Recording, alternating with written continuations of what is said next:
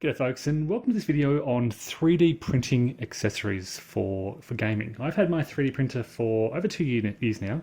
It is an Ender 3, I'll talk about that in just a moment, and it's still going strong.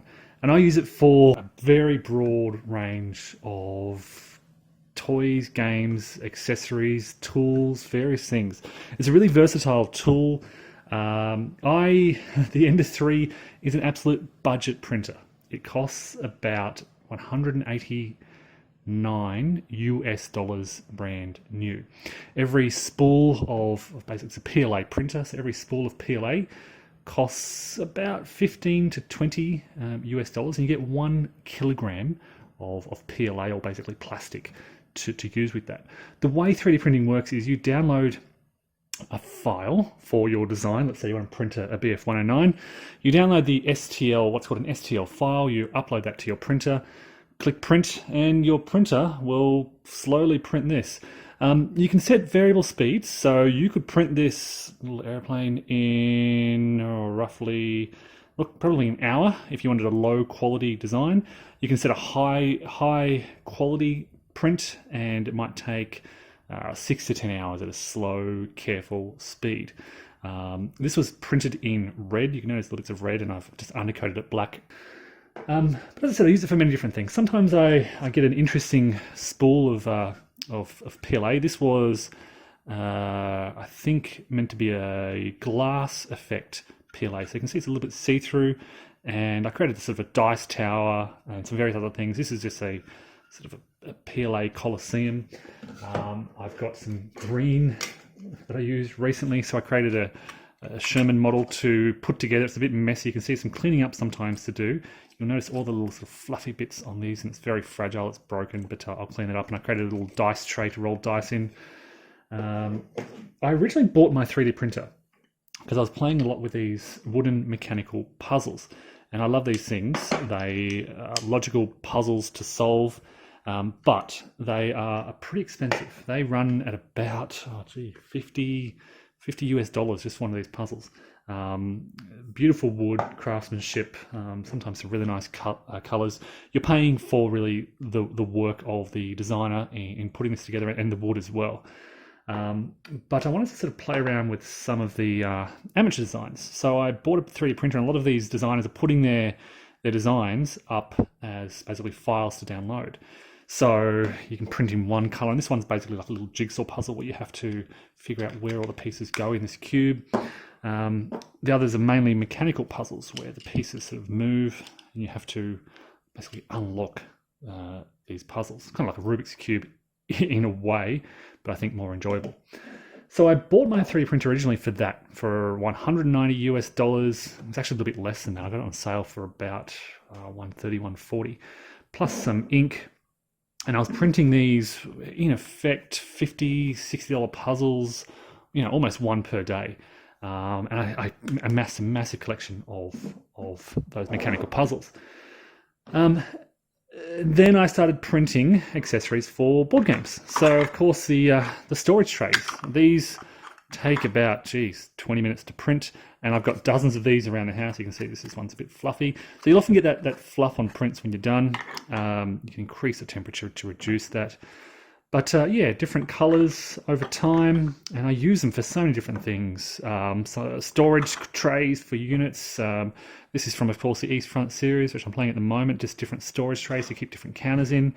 And you can move these around the board. When you're done, you can just slide them back into bags.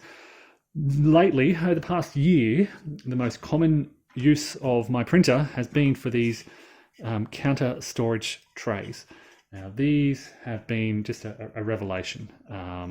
These are roughly half the size of a GMT counter storage tray, but they hold many, many more counters. So to get a sense of size, they are 13.5 centimeters. What's that in inches? Inches, here we go. This is 5 1/3 inches wide. It is not less than an inch deep, you can see that. But you can modify this. You can modify your STL files. You can make this, in fact, I think this was originally a larger box and I shrank it to size. It has a sort of grooved bottom, so it's easy to scoop the counters out. Comes with a nice lid that slots on and kind of clips in on the side. I tend to put rubber bands around these anyway, just to keep them secure in a box so the lids don't come off. I'll demonstrate some games with these in just a moment. But I've been printing these en masse. With 1 kilo of plastic, I can print about 8 of these. So you compare that to, you know, your standard counter trays, which cost around what, $3, $4, $5. You're paying a little bit less for these, but again, I think these are better than anything you can get for sale. And what else? Look, terrain for miniatures. You can print miniatures. I have printed miniatures in the past for various games. They're not great quality. They don't come out at you know, what you'd expect to buy at a shop. This is just a treasure chest from Gloomhaven, for example. It doesn't open. Terrain from Kingdom Death Monster. So in the actual game, you put a little bit of cardboard down. This is just a 3D printed bit of terrain, and this is all from Kingdom Death Monster, Gloomhaven. Yeah.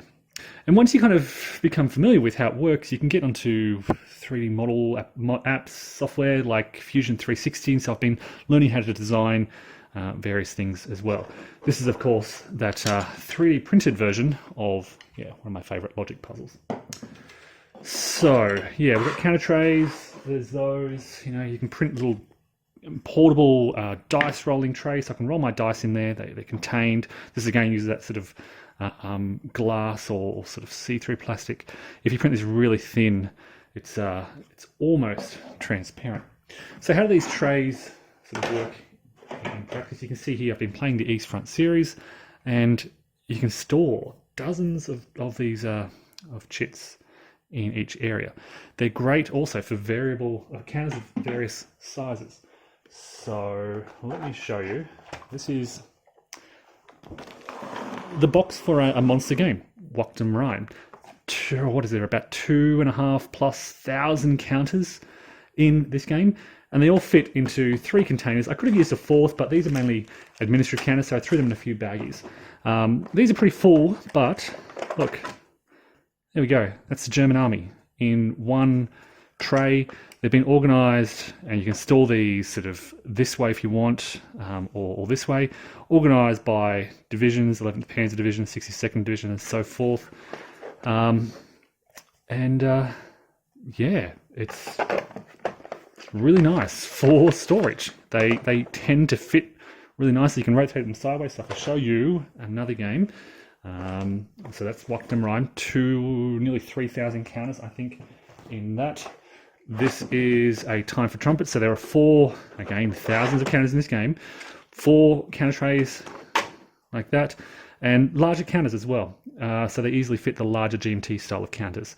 Obviously, with larger counters, more space demands, but yeah, 4 trays for the whole game. And I can just put those at the base, put all the rules on top, and it all fits snugly in the game. And again, if you wanted to modify this for various things, you can shrink these to half size again, or just have one really large. You know, you could very, very easily enlarge this an extra, what's that, maybe 50% or so, to fill the whole box with one counter tray. That takes about literally 10 seconds in Cura to sort of change the size of your prints. You can also get a bit fancy. So this is, again, one of my favourite games I did a playthrough of recently, Cooper Island. And I have done the Deluxe 3D printed version of this game. So I printed off nice little player storage containers. That's, you know, if you want to play Red, there you take one of these little cylinders and there's all your pieces in a little container. It goes in a little storage compartment. You've got many of the game components in the centre. Lift the lid and there's your coins.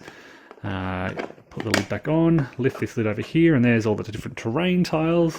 Put the lid back on, so there's the cards over there, there's all the little resource cubes over there. It's all, it looks nice and it feels nice to have this game laid out like that by those 3D printed components. Fair bit of plastic went into that one. Less than 1 kilo still, but for those games that you really love, you really want to pimp out, you can go the extra effort. So yeah, again, for a $30, there's that initial outlay of the printer. As I said, my Ender 3, sorry, what did I say, Ender 3D? It's an Ender 3, just the base model, not the Pro model. I recommend it if you're looking to get into 3D printing.